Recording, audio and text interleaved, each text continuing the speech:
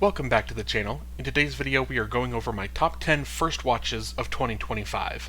This was a video that I did last year that honestly I had a whole lot of fun kind of putting together and making, and so I decided I wanted to do it again this year because it's it's fun to do top 10 lists of like the current year, and obviously I'm in the next week or so I'm going to get that video out as well for my top 10 of 2025. But it's also, for me, it's a whole lot of fun just going over like the classic films that I saw for the first time in a calendar year, because that was kind of the whole genesis of this channel anyway, was just going over a bunch of these classic films that I'd seen and hopefully becoming a better cinephile. And this year in particular, with my themed Letterboxd 4 series, I actually saw a whole lot of movies and had just an amazing, like a very deep selection to choose from in terms of what my favorite films of the year were, of first watches. And again, this is all first watches that are non 2025 films. Again, that 2025 top 10 is coming probably three-ish videos from now, I would say, if I had to guess. It's going to be coming very soon.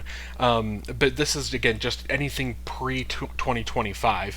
And in that themed Letterboxd 4 series, because I was going back and I was watching so many classic films and across so many different genres, I feel like I have just like a really great pool here of films. A lot of films that just amazing films that I got introduced through that series. So the description of this video is really just going to be a million links, because every video or every film that we're going to talk about in this top 10, plus this little honorable mention section I'm going to do here, pretty much every single one of these films, they were talked about in one of those themed Letterboxd 4 videos. So I'm just going to put the descriptions to all of the different videos there, the links to that in the description, because again, I'm going to talk about them probably more in those videos than I do here, because want to keep this, because we're talking about a whole lot of films here, so we're going to keep it pretty brief. So if you're interested in seeing more detailed reviews, there's going to be a whole bunch of links in the description. And without further ado, let's take a look at all of the 4-star films that I saw for the first time this year that didn't quite make that final top 10, but deserve a shout out in this video.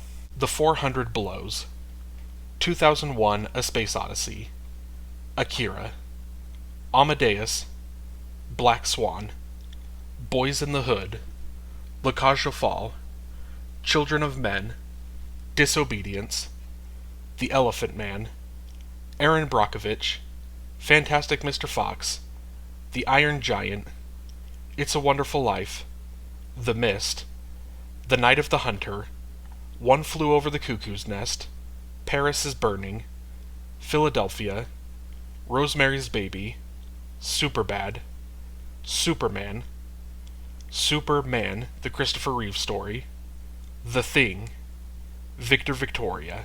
And then also a extra kind of special shout out, the real kind of honorable mention on this list, number 11. This is the only 4.5 star film that I rated first watch this year that didn't crack the top 10. To Wong Fu, Thanks for Everything, Julie Newmar. And then without further ado, let's take a look at that top 10. Coming in at number 10, Desert Hearts. You don't have to stop. I do.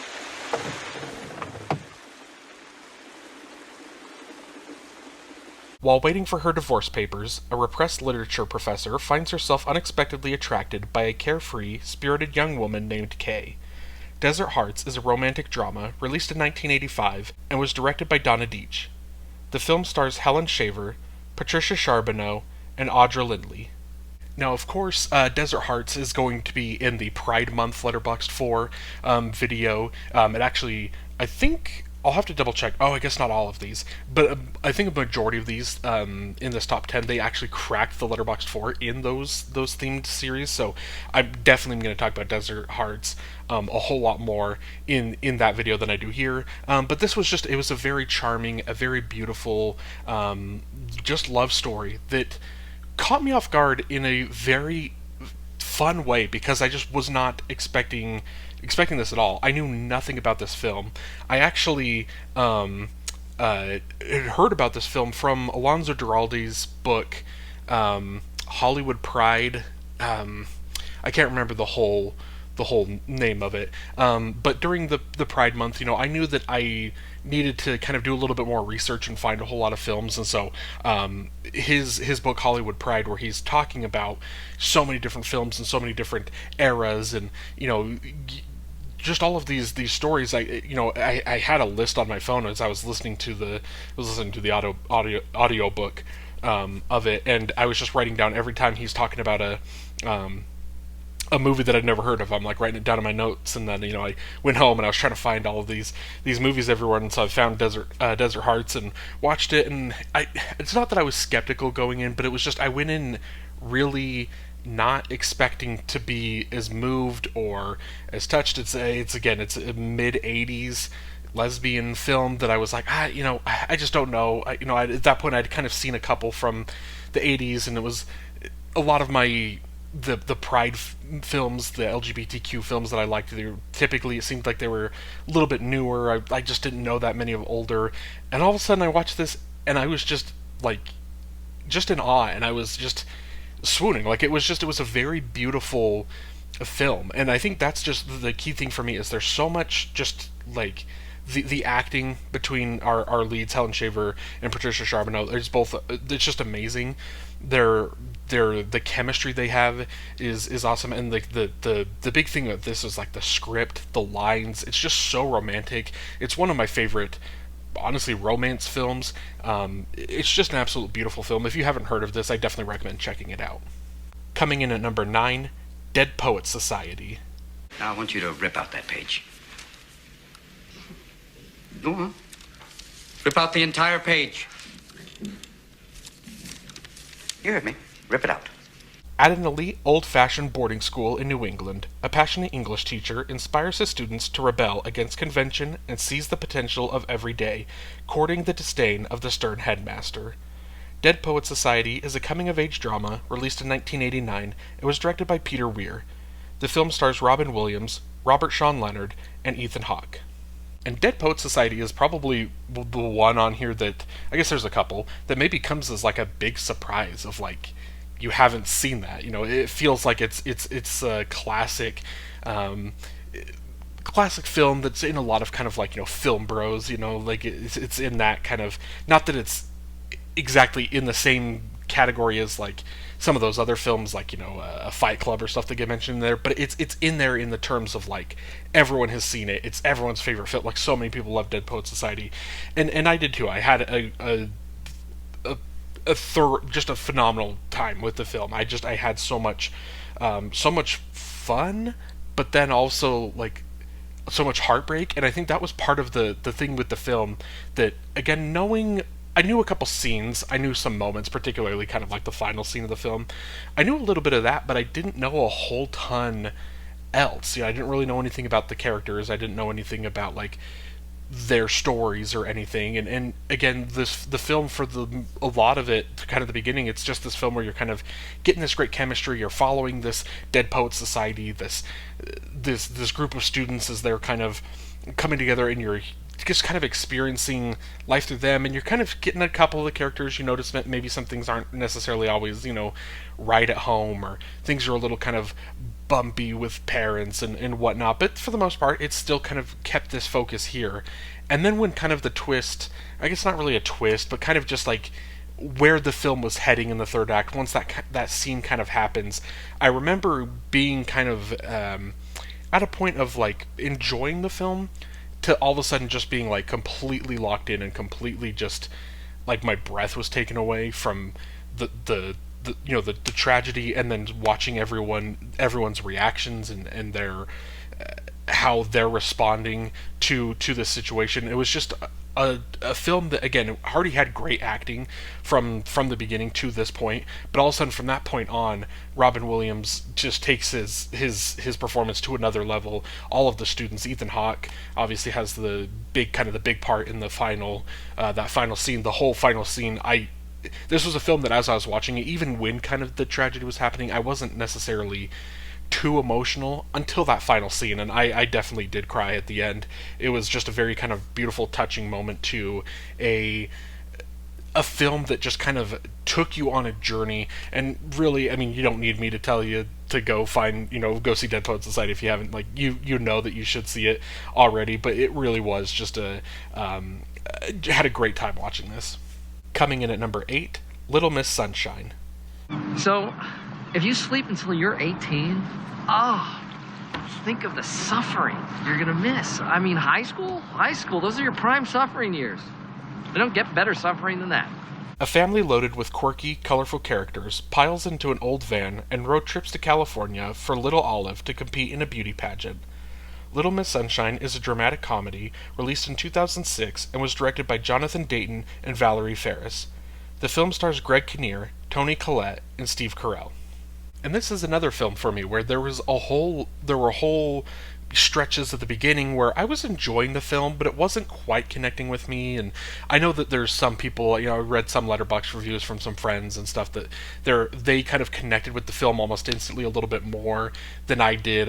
Sometimes if you kind of come from this type of hectic family and kind of chaotic situation, like maybe you can connect a little bit more, and the story just feels more personal maybe than it did for me.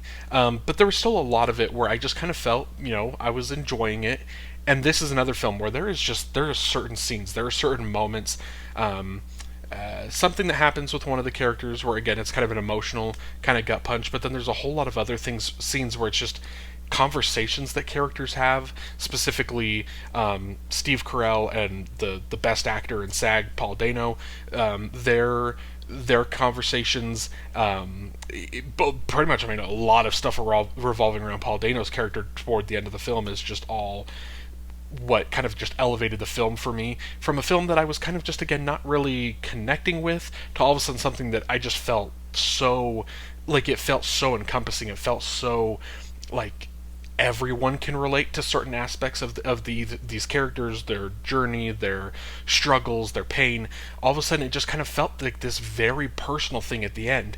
And it's a film where, again, you're talking about kind of the chaos and everything going on in the first little bit of the film, and that obviously is going to come together at the end as this family grows together and they come together as a unit. The whole lot of bickering and whatnot through the beginning of the film, which just is really paid off well with the family again coming together in the end. It's a thing that I've said a lot about all these films, a phrase, a word that I've used where I've talked about it's beautiful, but that's really the best word to describe this as well. Is beautiful, it's intimate, it's just, again, full of emotions. Honestly, this is probably so far out of the three, by far it's the funniest. Not that it's this outright comedy the whole time, but it's got so many laughs. It's got, especially in the first half, a lot of it is a lot more funny than it is kind of serious. But it does an excellent job of when the switch flips, when we kind of twist it a little bit over to more of the dramatic second half of the film. It does an excellent job of being able to just kind of easily make that transition and move from a little bit more comedic to the dramatic, and it really is just an incredible film that it took me way too long to watch this for the first time, but I'm glad I finally did.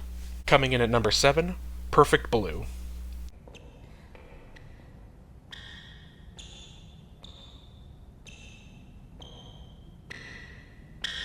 Eddie-san!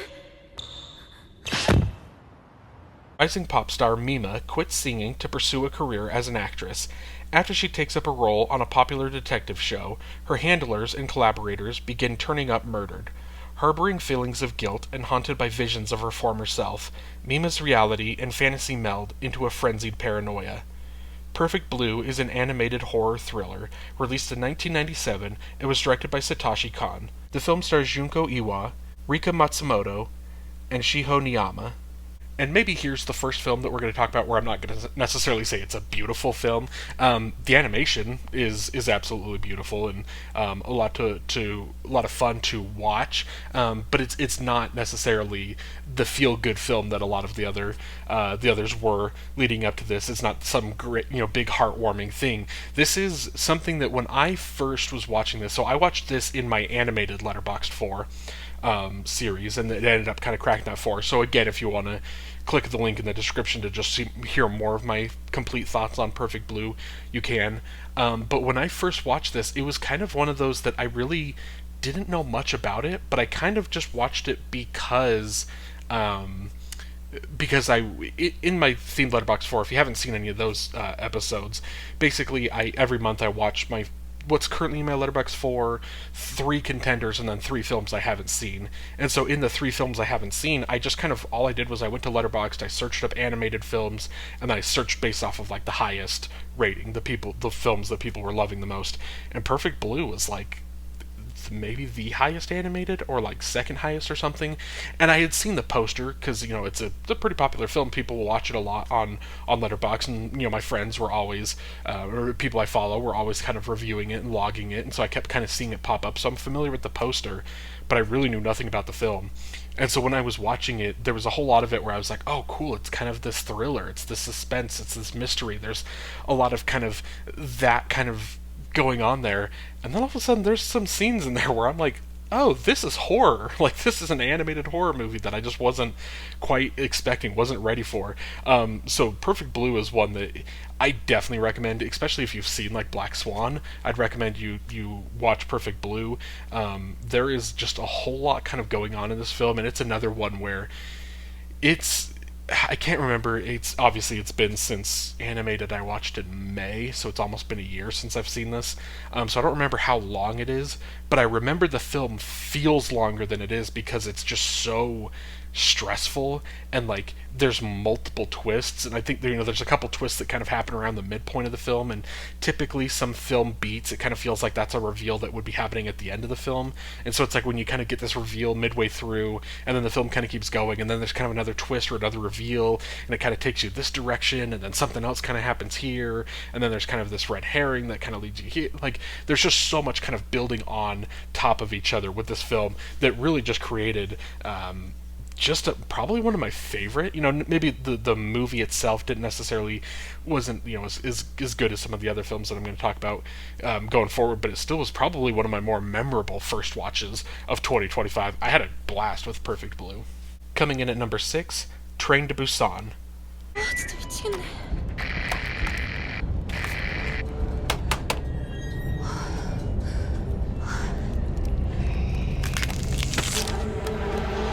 팀장님? When a zombie virus pushes Korea into a state of emergency, those trapped on an express train to Busan must fight for their own survival. Train to Busan is an action horror released in 2016 and was directed by Yeon Sang-ho. The film stars Gong Yoo, Kim Soo-won, and Jung Yoo-mi. Now, Train to Busan is one that absolutely, like, there's no reason I shouldn't have seen this, coming out in 2016. It just happened to be 2017 was kind of the first year that I really was, like, going and seeing a lot of movies. Not as much, 2019 is kind of the first year that I really fell in love with cinema, but 2017 I was going and I was seeing Get Out, and I was seeing, a bunch of stuff with my buddy in the theater. And so it just 2016 maybe just happened to be kind of the year before, but even then I was still seeing movies in 2016, and if I saw a movie in 2016 it was almost exclusively like horror movies and comedies were like the only things I watched. So it really, looking back at it, doesn't make sense why I just didn't see this, why I never saw it. And then even over the last, essentially, I guess, basically a decade since this came out. That's crazy to say 2016 is a decade ago. But essentially in this decade that it's been out, I've heard so many people talk about it. One of my buddies, he always was gushing and raving about this film, like he loves it. And it's one that for me, I've been a fan of the horror the horror genre in general, but specifically more so getting into a little bit more zombie films and getting into some stuff. And so it's like, it just is one that I should have seen. It feels really weird that I hadn't seen until now, and I'm glad I finally watched it. I watched it in my horror Letterboxd 4 episode, and I had a blast with it. It's one that, again, it's almost like, it definitely is horror, obviously, right? You got the zombie movie, but there's so much of it that's just like the action of the film, I think, is what's incredible. I think you could tell a zombie story that is kind of more horror, where it's maybe a little bit more of kind of sneaking around and hiding in the dark and hiding from the zombies. But this is full on, like, there's zombies on a train. There's a couple moments where maybe we get off the train, but all of a sudden we're running into more zombies, so then we're getting chased back on the train, and it's just like, from there, it's essentially, it's just like, it's an action, so many just amazing action set pieces. I guess once they get back on the train, and it's, kind of the train is kind of broken up into sections that are safe, and different groups of survivors, plus, the zombies are kind of in a different car, that kind of feels a little bit more horror because it's more suspense and it's more kind of trying to move through this. Like those are definitely a little bit more of the horror elements. But it really is, it's a lot of the action when they're kind of getting off the train and being chased, and it's just these big action set pieces. It does an excellent job of, there's so many characters in this, and it does a great job of getting you to connect to every single character. You care about who lives and who dies, and there's certain characters that maybe don't get quite the justice that you're looking for, but it's like it feels a very just down to earth. Like it's a very, this is like what would happen in a zombie apocalypse, you know. Obviously, I mean, can't really say, like, obviously we don't know what would actually happen in a zombie apocalypse, but it feels very real and it feels very true to like these characters. Like they all feel unique, they all feel humanized. Like it's just, it could have been so many just kind of nameless, faceless, just whoever, and they're there for zombie food, you know. But really, it's just, there's so many characters you care about, and so when certain characters do die, obviously, not much of a spoiler in a zombie movie, some characters are going to die. When those things start happening, you feel emotional, and again, it was a whole lot of fun with this film. I'm glad I finally watched it after all these years. Coming in at number 5, Schindler's List. I could have got more. I don't know if I just... I could have got more. Oscar, there are 1,100 people who are alive because of you. Look at them. The true story of how businessman Oskar Schindler saved over 1,000 Jewish lives from the Nazis while they worked as slaves in his factory during World War II. Schindler's List is a historical drama released in 1993 and was directed by Steven Spielberg. The film stars Liam Neeson, Ben Kingsley, and Ralph Fiennes. Now, this one I watched all the way back in January last year, so this has been over a year since I've seen Schindler's List. And there's a phrase that people will say a lot of, like, it's a tough watch, or it's a film that you're only going to watch once. So you get, like, basically saying, you know, that it's too hard of a watch to watch multiple times. And I've never really related to that because obviously I'm a big fan of rewatching my favorite films over and over and over. And so I even like some sad films or tragic films, like, you know, like for example, 12 Years a Slave was one that I watched. It was in my top 10 first watches of last year, but I watched that multiple times last year, and yeah, it was hard, but it was, and it's not one that it's a weird one to rank because it's not one that you like truly love or anything, but you know, I can appreciate and understand that it's a very well made film, and it was one that I was able to watch multiple times last year. Schindler's List is one that when I watched this, I don't know, like it was the first film that kind of almost made me feel that way of like, that was a hard watch, that was draining emotionally. It takes a lot out of you to watch, and I'm sure again there's some day that I'll probably watch this again. But that's why Schindler's List, it kind of feels like what 12 Years a Slave was last year. It feels hard to rank these, where it's like, obviously really good films, and obviously deserve to be on this list, but then it's like, do I rank them over some of these films that I enjoy watching a little bit more than Schindler's List? Because, again, it was a very tough watch, but it's one that I think it's a film that everyone should watch at some point in their life. Like, it's an important film. It's Spielberg possibly that's hard to say because it's Steven Spielberg, right? Like, he's done so many amazing films, so it's hard to say like this is Spielberg at his best, but it might be Spielberg at his best. Like, he's everything is so masterfully done. There's multiple, like, there's still some shots, some kind of like scene transitions and like things that I remember from this film, and obviously that's a big thing with Spielberg in a lot of his films. He does an excellent job of moving the camera, and you know, that's kind of a trademark of Spielberg is his control of the camera. But there's just multiple shots like that here in Schindler's List. There's multiple decisions they make. Obviously, kind of the iconic one with the girl in the red jacket, the red coat, like in the black and white cinematography, like just things like that. That it's just like, it feels like you're watching a master director at work, which you are with Steven Spielberg. And again, it's one that maybe it isn't necessarily my favorite, but I do really appreciate how great it is. And again, I'm sure I will see this again someday. But for now, this is where we're going to put it as number 5 on this list. Coming in at number 4, Brokeback Mountain. I wish I knew how to quit you. Then why don't you just let me be, huh? In 1960s Wyoming, two men develop a strong emotional and sexual relationship that endures as a lifelong connection, complicating their lives as they get married and start families of their own. Brokeback Mountain is a romantic drama released in 2005 and was directed by Ang Lee. The film stars Heath Ledger, Jake Gyllenhaal, and Michelle Williams. And Brokeback Mountain is one that, again, I watched for the Pride Month Letterboxd 4, and obviously it made that final Letterboxd 4. And it's one of those films that, when it came out in 2005, obviously I was way too young. I would have been. I mean, when it came out, obviously I was too young, just like for myself to like see it. My parents obviously probably wouldn't have let me see it, but the main thing is like I was just too young. Like I think, like maturity wise, like I wasn't mature enough to watch the film, and even from 2005 to probably till 2015, 16, 17, somewhere in there, I still would have been like too immature, too not mature enough, not grown up enough to watch and to appreciate it. Because that's the thing with Brokeback Mountain. It's obviously it's one of those films that everyone has their jokes, and everyone it's one of those that is talked about. Kind of makes just especially in like internet culture. I feel like everyone kind of is firing off their Brokeback Mountain jokes, and so but even then, I never really looked at it as like, oh, I just would never watch that movie. I just didn't really ever think about it too much. And then, probably around that 2016, 17, 18, when I kind of was getting a little bit more into films, and then 2019, 2020, when I was getting into the Oscars and heard about, like, how many people that, like, I watch and respect their opinions on movies, how much they've talked about the film, and how much they love this film. It was one of those that, for me, that, again, I just hadn't seen, but I knew when I was doing my Pride Month Letterboxd 4 that I was like, there's no way this doesn't crack my final Letterboxd 4, even without having seen it, because I just knew so much about the film. I knew how much so many people loved it.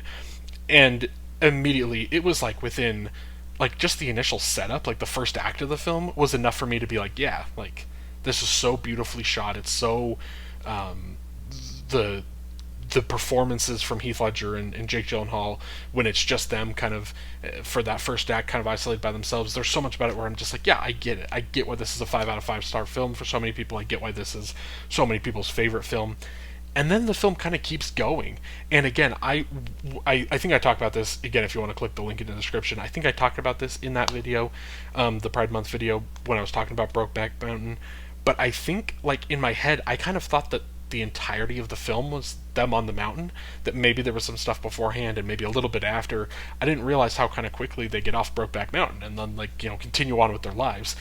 And so again, I'm watching this first act, watching the great chemistry between these two, Heath Ledger and Jake Gyllenhaal, seeing everything that they're doing, and falling in love with this film. And then all of a sudden it kind of leaves, and I got a little nervous for a second, and then all of a sudden I realized, oh no, we're still continuing. This is just a great, as it kind of mentions, this is kind of spanning a lifelong connection that these two have. Obviously, we go from years and years and years and decades go by, and you see the connection that they still have and the part that they play in each other's lives while they're both married to different girls, and you see just kind of the performances when you get an Anne Hathaway and a Michelle Williams kind of coming into the film. There's just so much about this film that's just, again, the acting on point all the way through, but it's just the screenplay, the way that the film makes you feel the hurt and the pain and the stuff, like just the like the romance, the tension, like all of that. Like there's just so much emotion that comes from this film that really I was just kind of speechless from start to finish, when the film didn't necessarily go how I thought it was going to go, but it still went in a direction that I just thought was so beautiful, was so well crafted, and really is just kind of instantly became one of my favorite movies of all time. Coming in at number 3, Love and Basketball. I'll play you. What? One game, one-on-one. For what? Your heart. Monica Wright and Quincy McCall grew up in the same neighborhood and have known each other since childhood. As they grow into adulthood, they fall in love, but they also share another all-consuming passion, basketball. As Quincy and Monica struggle to make their relationship work, they follow separate career paths through high school and college basketball, and they hope, into stardom in big league professional ball. Love and Basketball is a romantic drama released in 2000. It was directed by Gina Prince Bythewood. The film stars Sanaa Lathan, Omar Epps, and Chris Warren. And Love and Basketball is a pretty fun one in here. I watched this for my Black History Month, Letterboxd 4, which was in February. And this one was fun because I had heard a decent amount about the film. And I kind of always assumed that I would at least like it because, obviously before film, sports, and more specifically basketball, was like my number one passion in my life. And so it's kind of one of those that, even though I wasn't always the biggest fan of like sports movies in general, I think that's part of why I never had gotten around to watching this. I still thought that I was like, there's still a good chance I feel like that I'm going to like this film. I didn't realize that I was going to love this film. This is another one of those that, again, as someone watching it and being like, okay, whether the story's good or not, at least there's hopefully going to be some good basketball scenes, or there's going to be a lot of the film kind of about basketball, and so that's just going to be easy for me to latch onto. And all of a sudden it was just like, watching it being like, obviously there needed to be basketball because that's what connects these characters and what the story's about, but it's like, it could have been anything other than basketball. It could have been, I don't know, love and hopscotch, it could have been like whatever the other thing was, as long as this chemistry, the screenplay, the direction, everything between these characters, as long as it was there. Again, another film that kind of leads you through, especially you notice with a lot of like romance films in particular, where it leads you through the phases where they're together in a relationship and it's beautiful and it's romantic and everything's great, and then when they're broken up and all of a sudden you feel the sorrow, the tragedy, the heartbreak, the loss, like everything, all these emotions that are coming through these waves. And for these two specific characters, as the years go by, and because this is another one that it doesn't quite span as long as like a Brokeback Mountain per se, but it does span quite a bit of several years, and so you just kind of see these characters at different points in their life where basketball is, maybe one of them is a little bit more highly recruited, and basketball seems like it's a bigger part of their future, and then all of a sudden it kind of switches a couple years later, and maybe something happens where suddenly basketball isn't as much in the cards for them, but the other one now all of a sudden has become the star. And so it's this thing where they're trying to balance this relationship, but also balance stardom and balance so many different things, that it really just created just an interesting and fun and intense dynamic between our characters, between these leads.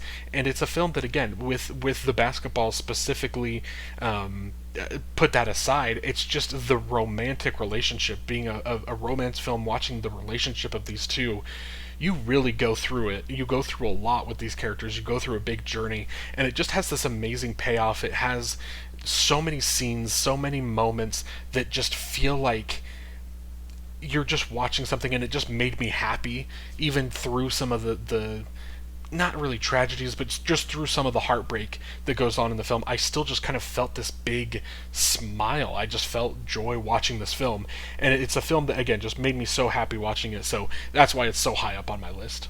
Coming in at number 2, The Apartment. I love you, Miss Kubelik. 3. Queen. Did you hear what I said, Miss Kubelik? I absolutely adore you. Shut up and deal. Bud Baxter is a minor clerk in a huge New York insurance company, until he discovers a quick way to climb the corporate ladder. He lends out his apartment to the executives as a place to take their mistresses. Although he often has to deal with the aftermath of their visits, one night he's left with a major problem to solve. The Apartment is a romantic comedy released in 1960 and was directed by Billy Wilder. The film stars Jack Lemmon, Shirley MacLaine, and Fred MacMurray. And The Apartment is another really fun one in the sense that I knew nothing about this film, really. I watched this for my Best Picture Letterboxd 4, which was last year in January, so again, it's another one that's been over a year. And I just totally found this film the exact same way that I found Perfect Blue, basically. I found a list on Letterboxd of every single Best Picture winner. I ranked it from average ranking and found, the 3 films that I hadn't seen, and I just kind of picked the top 3. It wasn't exactly top 3, but it was close to it. And The Apartment was one of those that was just on there as one of the 3 Best Picture films that I hadn't seen that was so highly rated. And in my head, I was a little skeptical because I'm like, Best Picture from 1960.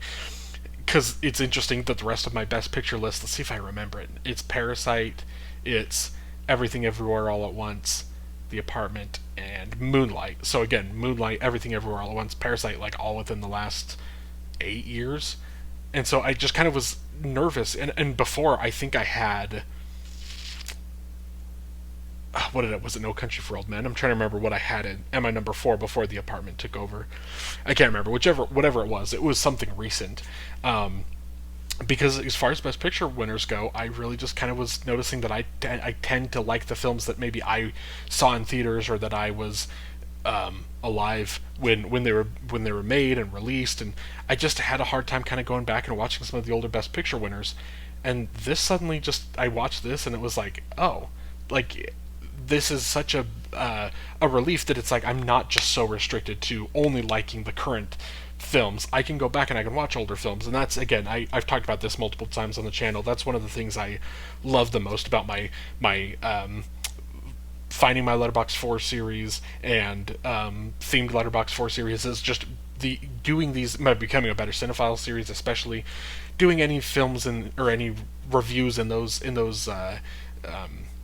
series that I have on my channel. It really is, it opens me up to so many classic older films that I just wouldn't watch otherwise, just because I'm stupid and just like, oh, it's too old, I'm not going to like it. And all of a sudden now, just doing these series of being like, there are so many great old films that I truly love, and this is one of them. The Apartment is maybe, I'd have to think, I mean, obviously I did a whole section in like just comedy films, so obviously there's some in there that maybe I laughed at more, but I can't really remember off the top of my head a film making me laugh as much as The Apartment did. It was just so smart with its humor. That's like the thing that specifically caught, because there's some films, like, don't necessarily just mean to throw Superbad out there, but there's some films where it's just like a lot of the humor is just kind of from the raunchy side. Pretty much anything from kind of the Seth Rogen, James Franco, kind of like that era of comedies, the stoner comedies, where a lot of it is just raunchy and it is just kind of throwing stuff out there, and it's and that is funny, and that can be a good source of comedy, obviously. But there's something about the way that this film is so, like, the humor is so specifically written. It's not just as, obviously, the stars of this film, they are naturally funny in and of themselves, but obviously I don't necessarily know them super well as, like, being these great comedic actors. And so for me, it all is just coming through this screenplay. The way that the film is written is, again, just so funny. And again, of course, it's like any great comedy, it has to have moments where the heart or the drama really kick in a little bit, and that's what this film does toward the end of the film, obviously, where it really kind of tightens up and becomes this thing that you're laughing and having such a great time, and also you get to the end and you're like jaw on the floor, kind of take your breath taken away, being like, oh, this is just an incredible and intimate and just very kind of delicate end to this film that is just a whole lot of fun. The Apartment is one that maybe on this list, maybe there's a chance that you haven't seen, so I definitely recommend you check out The Apartment. And coming in at number 1, Good Will Hunting. It's not your fault. I know. No, you don't. It's not your fault. I know. It's not your fault. Headstrong yet aimless, Will Hunting has a genius-level IQ, but chooses to work as a janitor at MIT. When he secretly solves highly difficult graduate-level math problems, his talents are discovered by Professor Gerald Lambeau, who decides to help the misguided youth reach his potential. When Will is arrested for attacking a police officer, Professor Lambeau makes a deal to get leniency for him if he gets court-ordered therapy. Eventually, therapist Sean Maguire helps Will confront the demons that are holding him back. Good Will Hunting is a drama released in 1997 and was directed by Gus Van Sant. The film stars Matt Damon, Robin Williams, and Ben Affleck. Now, this was pretty comfortably, I would say, my favorite first watch of 2025 was Good Will Hunting, and this is the one on the list that maybe is the most shocking of, like, you should have seen this. I feel like it's between this and Dead Poet Society are the two that I kind of, always in my head, I almost kind of, like, put those two films together without, because I didn't know the films really, and maybe it was just because they both had Robin Williams, I kind of always like connected them together in my head. But Good Will Hunting, it was one of those that was like the obvious, like, I obviously need to see this at some point, and finally was able to watch it this year, and was just blown away by so much of it. Like, it's another one of those that was like almost an instantly from first watch being like, oh yeah, this is a 5-star film, and the film just kind of continues to go, and it continues to build, and it continues, and it gets to the end, and kind of feels weird that I'm just already jump into the end, but we're going to talk about the, obviously not spoiling anything, but just kind of talking about the ending of the film a little bit, because there is something about specifically like Ben Affleck films, like written, his films that he either wrote or directed, where he just knows how to nail an ending, and that's one of my favorite parts of, or I guess not my favorite part, but like the thing for me that truly separates a film that like I personally just love is if a film nails its ending, and Good Will Hunting absolutely, it's just one of my favorite endings of a film ever. It was so good, it was so emotional. But obviously leading up to that is still an excellent, like an amazing film all the way through. You get excellent performance from Matt Damon. Ben Affleck wasn't really in it as much as I was expecting him to be, when I was going in. Obviously you get great performances from Robin Williams and, Stellan Skarsgård and everyone else in the film. Like, there's just so many performances that are just incredible. And it's another one that there was multiple moments where I was laughing and I was having a great time, but this is a little bit more, again, of a really is a drama.